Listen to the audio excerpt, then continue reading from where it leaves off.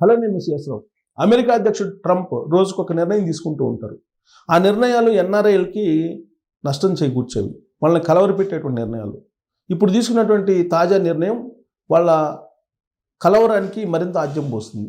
ఏంటి అని అంటే, భారతదేశం నుంచి ఎక్స్పోర్ట్ అయ్యేటువంటి రైస్కి అమెరికాలో దిగుమతి సుంకాన్ని పెంచేశారు.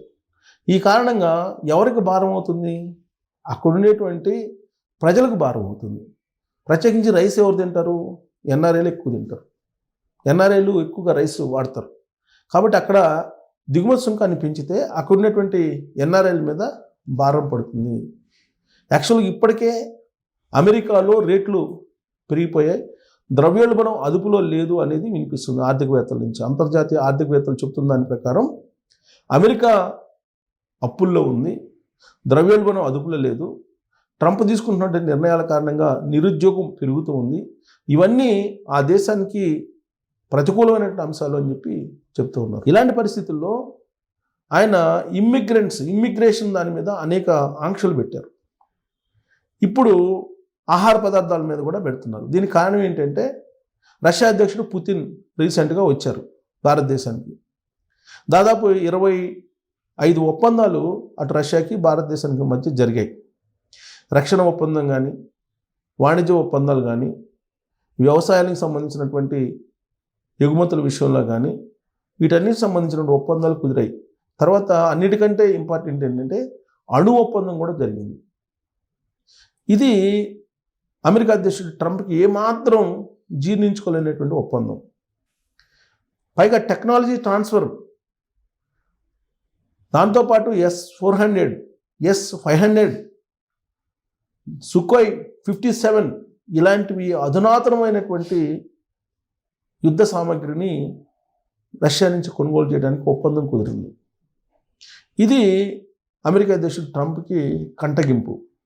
అమెరికా ఉత్పత్తులను తీసుకోవట్లేదు, అమెరికా రక్షణ ఉత్పత్తులను కొనుగోలు చేయట్లేదు అనేటువంటిది సహజంగా అమెరికా అధ్యక్షుడికి ఉంటుంది. ఆ కారణం చేత ఆయన చేయగలిగింది ఏంటి? భారతదేశం యొక్క ఉత్పత్తుల మీద దిగుమతి సుంకాలను పెంచడం తప్ప ఇంకేమీ చేయలేరు.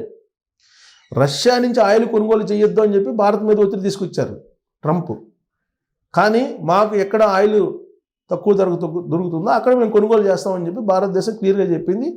రష్యా అధ్యక్షుడు పుతిన్ వచ్చిన సందర్భంగా అది క్లియర్ కట్గా ప్రపంచానికి, అంతర్జాతీయ సమాజానికి క్లియర్ కట్గా చెప్పేశారు భారతదేశ ప్రధానమంత్రి నరేంద్ర మోడీ గారు. రెండోది ఏంటి? మీరు బ్రిక్స్ నుంచి వైదొలగాలి, బ్రిక్స్ అనేది ఉండకూడదు అనేది ఆయన ఆజ్ఞ ట్రంప్ది. బ్రిక్స్ను మరింత బలోపేతం చేసేలాగా రష్యా అధ్యక్షుడు నరేంద్ర మోడీ గారి మధ్య ఒప్పందాలు జరిగాయి. రష్యా నుంచి కొనుగోలు చేసిన ఆయిల్ కానీ, రష్యా నుంచి కొనుగోలు చేసినటువంటి అనేక రక్షణ ఉత్పత్తులు కానీ ఏవైనా సరే డాలర్ ఇతర కరెన్సీ తోటి మాత్రమే జరగబోతున్నాయి రాబోయే రోజుల్లో.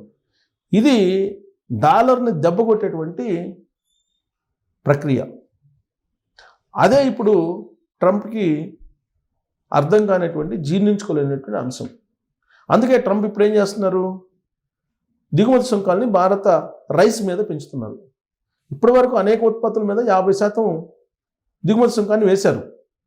ఈ దిగుమతి సుంకాలు వేసిన తర్వాత గతంలో మాదిరిగా వాణిజ్యాన్ని నెలకొల్పేదానికి, వాణిజ్య ఒప్పందాలు కుదుర్చుకునేదానికి అటు అమెరికా ఇటు భారతదేశానికి సంబంధించిన ప్రత్యేక బృందాలు గత కొన్ని రోజులుగా ప్రయత్నం చేస్తూ ఉన్నాయి. ఆ నెగోషియేషన్స్ జరుగుతున్నటువంటి క్రమంలోనే రష్యా అధ్యక్షుడు ట్రంప్ భారత్ విజిట్ చేశారు. దీంతో ట్రంప్ ఆ నెగోషియేషన్స్ అన్నింటినీ పక్కన పెట్టేసి దిగుమతి సుంకాలని పెంచేస్తున్నారు రైస్ మీద కూడా అని చెప్పేసి ఆయన నిర్ణయం తీసుకున్నారు.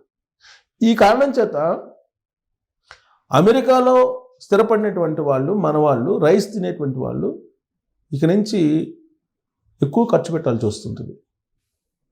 అక్కడ దిగుమతి ఉత్పత్తుల యొక్క మొత్తం రేట్లు పెరగబోతున్నాయి. ద్రవ్యోల్బణం ఇప్పటికీ అదుపు తప్పింది, రాబోయే రోజులు ఇంకా అదుపు తప్పే అవకాశం ఉంది. ఎందుకనంటే భారత్ నుంచే ఎక్కువ రైసు అమెరికాకి దిగుమతి అవుతుంది. భారత్ నుంచి డంప్ అయ్యేటువంటి రైస్ని ఆ చెత్త డంప్ అని చెప్పి అభివర్ణించారు ట్రంప్. దాన్ని ఆపేసేయండి అని చెప్పి చెబుతున్నారు. అదే జరిగితే దాదాపు 4-5 నెలల క్రితం రైస్ కొరత వచ్చి గ్రాసరీ స్టోర్ల ఎదుట క్యూ లైన్లో నుంచున్నారు చాలామంది. అలాంటి పరిస్థితి అమెరికాలో వస్తుంది. ఇప్పటికే అమెరికాలో దాదాపుగా 14% మంది 3 పూట్ల ఆహారం తీసుకోలేనటువంటి పరిస్థితుల్లో ఉన్నారు. ఇది అఫీషియల్ డేటా. అంతేకాదు అక్కడ ఫుడ్ బ్యాంకులు ఏదైతే ఉన్నాయో ఆ ఫుడ్ బ్యాంకులు ఇంతకు ముందులాగా ఆహారాన్ని ఇవ్వట్లేదు అక్కడ ఉన్నటువంటి అమెరికన్స్కి. దాంట్లో 3 పూట్ల అన్నం తినేటువంటి వాళ్ళు ఉన్నప్పటికీ కూడా 14% మంది అన్నం తినలేకపోతున్నారు 3 పూట్ల అనేది తాజాగా వస్తున్నటువంటి రిపోర్టు. ఇలాంటి పరిస్థితుల నడుమ ట్రంప్ తీసుకున్నటువంటి ఈ నిర్ణయం, రైస్ దిగుమతి మీద తీసుకున్నటువంటి దిగుమతి సుంకాన్ని పెంచుతూ తీసుకున్న నిర్ణయం అక్కడ ఉండేటువంటి వాళ్ళని బాగా ఇబ్బంది పెడుతుంది. ఇప్పటికే అక్కడ రెంట్లు పెరిగిపోయాయి, తర్వాత డైలీ మెయింటెనెన్స్ ఖర్చులు పెరిగిపోయాయి, వస్తున్నటువంటి శాలరీలోనేమో గ్రోత్ కనిపించట్లేదు, ఉద్యోగాలు పోతున్నాయి, నిరుద్యోగులు పెరుగుతూ ఉన్నారు. ఇలాంటి పరిస్థితి అక్కడ ఉంది అమెరికాలో. అక్కడ ఉండేటువంటి హోమ్ల్యాండ్ సెక్యూరిటీ అక్కడ ఉండే ఇల్లీగల్ ఇమిగ్రెంట్స్ని ఒక కంట కనిపెట్టి ఉన్నారు. అక్కడికి వెళ్ళి చదువుకోవడానికి వెళ్ళినటువంటి విద్యార్థుల మీద నిఘా పెట్టున్నారు. సోషల్ వెట్టింగ్ అంటున్నారు. సోషల్ వెట్టింగ్లో అనేక మంది దొరికే అవకాశం ఉంది.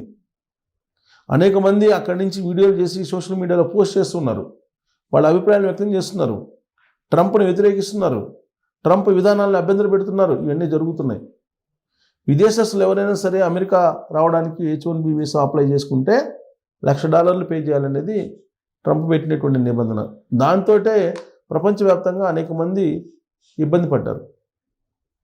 ఇప్పుడు తాజాగా దిగుమతుల మీద, భారత దిగుమతుల మీద సుంకాలు వేసే నిర్ణయం తీసుకున్నారు. ఇది భారత ప్రభుత్వాన్ని, భారతదేశ ప్రజల్ని, భారతదేశ ప్రధానిని ఇబ్బంది పెట్టేటువంటి అంశం. మన ఎన్ఆర్ఐలకి అక్కడ ఇబ్బంది కలిగేటువంటి అంశం. రైసు ఎగుమతి కాకపోతే భారతదేశం నుంచి అమెరికాలో ఖచ్చితంగా ఆహార ధాన్యాల కొరత అనేది ఏర్పడుతుంది. ఇది సమీప భవిష్యత్తులోనే మనం చూడబోతున్నాము. గతంలో మాదిరిగా గ్రాసరీస్ స్టోర్స్లో క్యూ లైన్లో రైస్ కోసం, రైస్ బ్యాగ్స్ కోసం నిల్చోవాల్సిన పరిస్థితి ఏర్పడుతుంది. ట్రంప్కి ఇదే కావాలని చెప్పి ఆయన కోరుకుంటున్నారా?